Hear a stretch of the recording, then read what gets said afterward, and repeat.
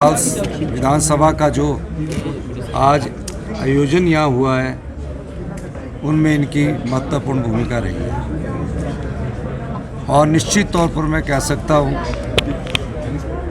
जो बच्चों ने सवाल पूछे, मैं कुलदीप पठानिया जी से पूछ रहा था कि ये सवाल बच्चों ने कहाँ से पूछे, तो मुझे लगता है कि जो चीज़ें हमने बजट में दिखाई गई है और जिन मुद्दों को हम जनता की अदालत में उठा रहे हैं, अब शानन पावर प्रोजेक्ट का बच्चा सवाल पूछे तो निश्चित तौर पर आश्चर्य होगा। ऊल से संबंधित सवाल पूछे कि किस साल से ऊल पावर प्रोजेक्ट बन रहा है, निश्चित तौर पर आश्चर्य होगा। इलेक्ट्रिकल व्हीकल से संबंधित सवाल पूछे, निश्चित तौर पर आश्चर्य होगा। मुझे लगता है कि सब चीज़ों का जो हमने बजट प्रस्तुत किया है, 40 साल बाद एक ऐसा बजट प्रस्तुत किया है जो नए हिमाचल की नींव रखेगा और निश्चित तौर पर बच्चों की आशाओं के अनुरूप जो सवाल पूछते हैं उस बजट से मिलते जुलते और जो हम पिछले 5 महीनों से अपने मुद्दे उठा रहे हैं उनसे मिलते जुलते हैं।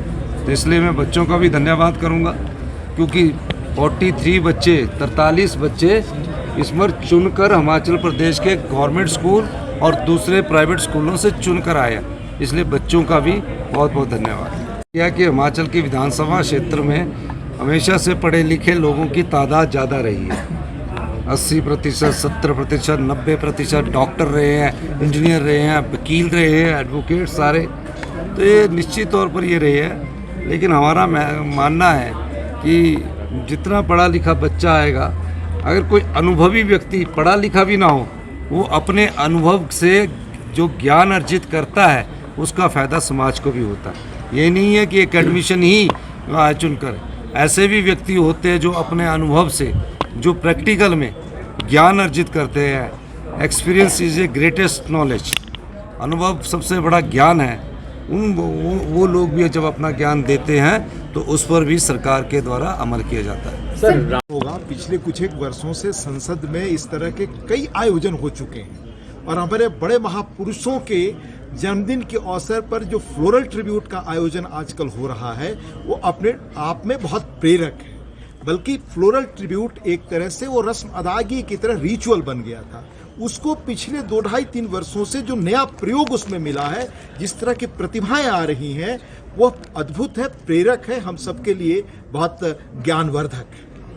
मुलाकात हुई सभी से और जैसा मैंने कहा था कि आप उस दिन बाल सत्र के दिन इस बात को अनुभव करेंगे कि जो बच्चे जो भविष्य हैं, प्रदेश का भविष्य हैं, देश का भविष्य हैं, और उनके अंदर जो परिपक्वता, गहनता, विचारों की अभिव्यक्ति जो है वो आप देखेंगे और आप ये महसूस करेंगे, और हम ये सब रिलैक्स्ड महसूस कर रहे जो आज के चुने हुए प्रतिनिधि हैं या पॉलिटिशियंस हैं, कि हमें ऐसा लगता है कि आने वाली पीढ़ी अपनी जिम्मेवारी समझने लगी है। इसलिए उज्जवल हिमाचल प्रदेश का निर्माण जो स्वाभाविक है, और हम इस बात से जो है पूरी तरह से अब निश्चित रूप से जो है हमें ऐसा महसूस हो रहा है। अब बच्चों की अभिव्यक्ति से देख लीजिए, ऐसा लगता है बच्चों के अंदर ज्ञान की कोई कहीं कमी नहीं है, परिपक्वता की कोई ऐसी कमी नहीं है।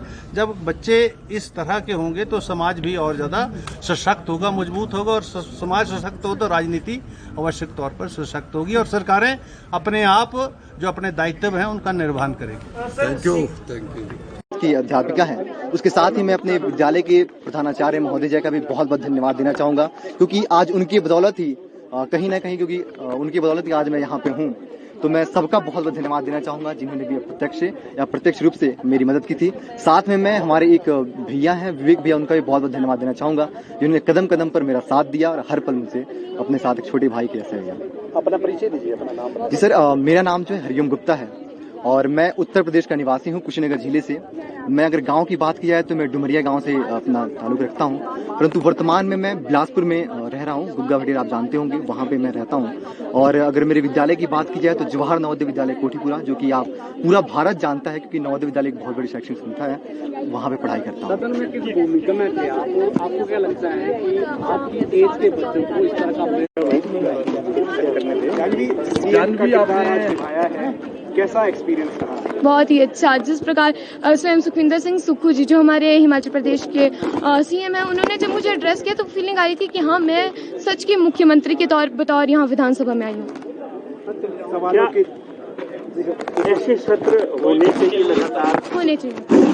ये बच्चों को मौका देते हैं अपनी बात रखने का, और जिस प्रकार स्वयं सीएम साहब ने कहा कि इससे बच्चे अपनी बात रख पाते हैं और इससे बहुत कुछ नेताओं को सीखने को मिला, और हम वो बात मुद्दे रख पाएंगे जो बच्चों के मन में आते हैं। अक्सर जिस प्रकार सीएम साहब ने खुद कहा कि पेरेंट्स कहते हैं तो अभी तुम्हारी उम्र नहीं है इन चीजों का काम करने की, आने वाले समय में करिएगा, पर इस मौके ने हमें ये बताया कि हाँ, बच्चों के भी कुछ मुद्दे होते हैं और ये मुद्दे कितने जरूरी हैं समाज के सामने आना। जानवी, आपको खुद जो है वो अपना मंत्री जो बनाए, आपने खुद उसको चुनने का मौका मिला था? नहीं, क्या आधार बनाया गया आपने? नहीं, वो डिजिटल बाल मेला नहीं किया यूं कि बच्चों ने अपने अपने वीडियो डाले जिन्होंने स्वास्थ्य मंत्री की दावेदारी दी, जिसकी भी दावेदारी, और हमारे जितने भी मंत्री जो चुने गए थे उनके वोट के आधार पर बच्चे आगे चुने गए थे। क्या लगता है आपको अभी किस चीज की नीड है, किस चीज की नीड है हिमाचल प्रदेश? शिक्षा और स्वास्थ्य मैंने कहा था, उसी के साथ ट्रांसपोर्टेशन की भी प्रॉब्लम्स है यहाँ पर बहुत सारी। क्या लगता है कि बच्चों को पॉलिटिकल अवेयरनेस क्रिएट करते हैं बच्चों में? बहुत ज्यादा पॉलिटिकली अवेयरनेस। अब डिजिटल बाल मेला प्लेटफॉर्म है, इसने कितनी ज्यादा, ये अब नहीं, राजस्थान बाल सत्र ने भी कितने बच्चों को मोटिवेट किया कि हाँ, पॉलिटिक्स कोई गेम नहीं, ये बहुत कुछ सीखने का मौका दिलाते हैं, और इसमें आने के लिए क्या क्या चीजें जरूरी ये प्लेटफॉर्म सिखाता है, और बच्चों को कंस्ट्रक्टिव बिल्डअप के लिए बहुत जरूरी है। जो मुद्दे अंदर उठे, सीएम साहब ने कहा कि जो बच्चों ने सुझाव दिए हैं उन सुझावों पर भी हम काम करें। कैसा लगा सीएम सुक्खू ने आपकी पीठ थपथपाई? बहुत ही अच्छा लगा, और मुझे उन बाल विधायकों को भी खुशी होगी कि आने वाले समय में जो उन्होंने मुद्दे उठाए वो भी प्रदेश के सामने आएंगे। उनमें थोड़ा सा प्रोसेस होगा, जैसे सीएम साहब ने खुद कहा कि वो इन पर प्रोग्रेस करेंगे। कुछ कार्य हो चुके हैं, कुछ कार्य में अभी प्रगति लगे, तो आने वाले समय आप जब इस सत्र के बाद